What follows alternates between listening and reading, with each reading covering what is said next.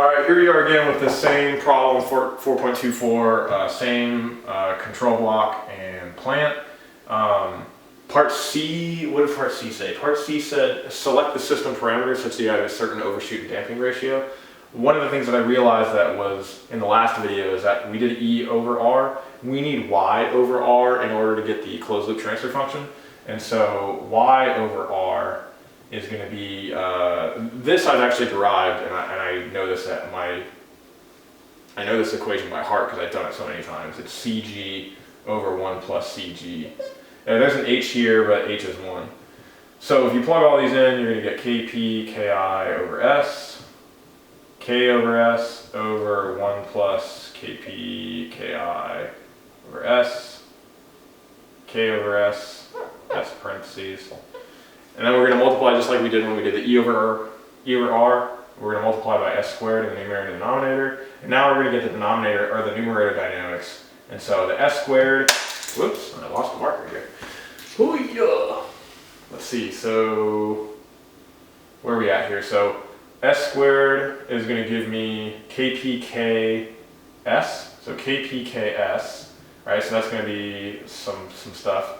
And then here the S squared is going to cancel, so I'm going to get KI, And then in the denominator, you're going to get S squared plus KP. You're basically just going to get the numerator again, plus KI, Okay?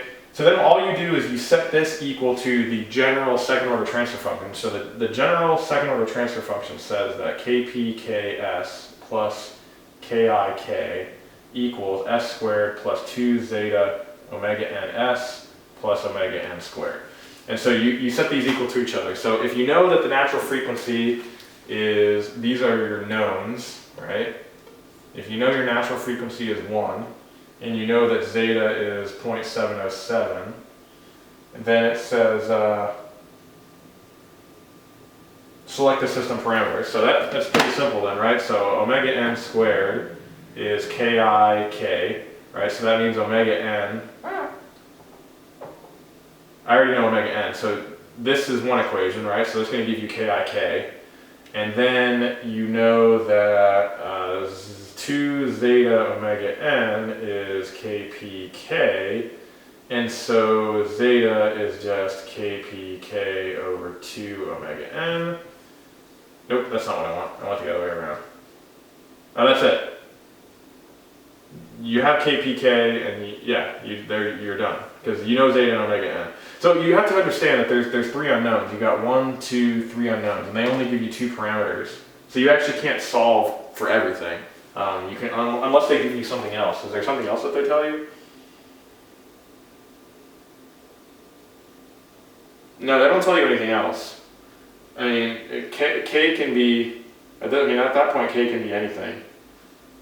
This is basically telling, I would just make K 1, right? If I was doing this problem, because they only give you 2 parameters. I mean, if you have 3 unknowns, you need 3 equations, right?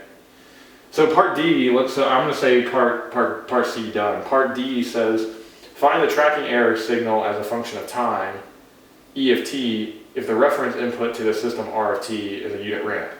Okay, so we like literally just did that. Okay, so in the last video, we had E divided by R was 1 over 1 plus CG, right? Which was just 1 over, and then 1 plus CG is just this guy.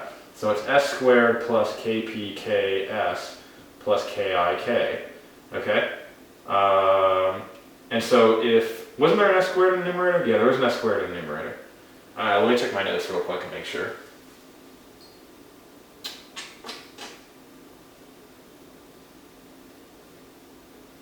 Yeah, there's an S squared in the numerator.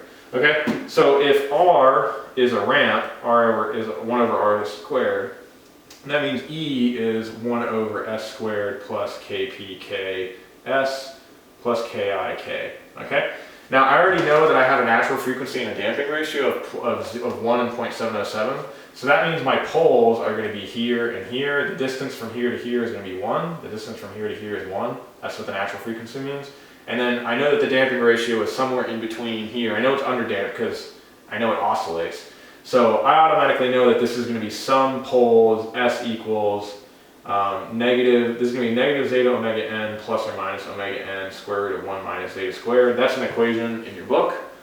So that's going to be what, 0.707 times 1, so that's negative 0.707 plus or minus whatever your damp natural frequency is. So basically E of t is going to be a e to the negative 0.707 t cosine of omega dt, and omega d is this term here, plus b e to the negative 0.707 t sine omega dt. Now, do I care what these coefficients a and b are? Maybe. All I really care about is this goes to, as t goes to infinity, this goes to 0. I know that I selected kp and ki intelligently such that my poles are in the left half plane, right? This is the real and imaginary axis here, and so I know my poles are in the left half plane, okay? So I don't need to worry about that at all. So part D done. Let's see, part E. How can we select the PI controller to ensure that the amplitude of the transient tracking error, E of t, from part D is small? Oh, great. Okay, so that means that these A and B's actually matter. I'm gonna guess here, well, here's the thing, right? They told us what omega n and zeta are. If they tell you what omega n and zeta are, it means that kp and k and ki and k are fixed. If you suddenly can do whatever you want, well then I want this to be as big as possible. If I want this to be, why do I want this to be as big as possible? I want this 0.707 to be huge, right? Because I want the system to decay quickly. If I have a big number in a negative exponent, it's going to decay quickly. So what that means is I need zeta omega n to be massive, right? Now you have to be careful. If you make zeta 10, you're actually over damping the system.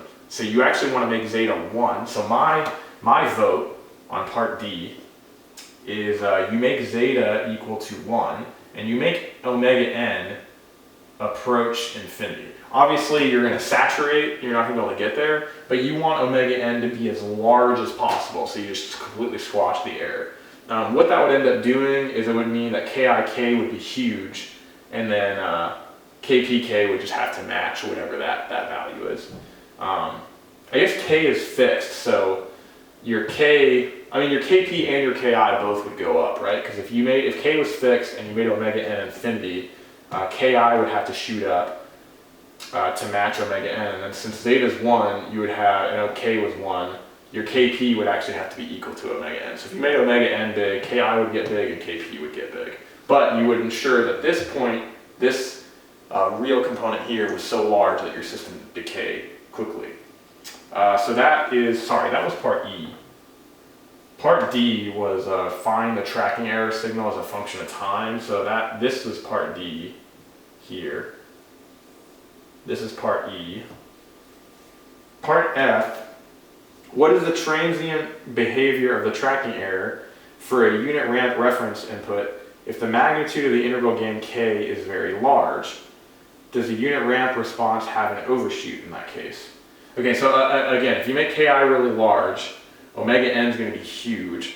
If you have a damping ratio, it's going to oscillate like crazy. If you critically damp the system, then it's not going to oscillate. That's what critically damped means. And if you overdamp the system, same thing. So if you make ki super, super large, that means you're making omega n really big. And if you keep the damping ratio the same, you're going to oscillate. You're just going to oscillate at a super crazy high frequency. Okay? I would recommend putting this in Simulink or Python or whatever and actually playing with these games so you kind of see what happens. So if there's a request for doing this problem in Simulink, I can do that later this week. But that's problem 4.24, parts A through F. So if you have any questions on this, post in the comments, shoot me an email, whatever you need to do to get a hold of me. I hope you enjoyed this lecture, and I will see you next time.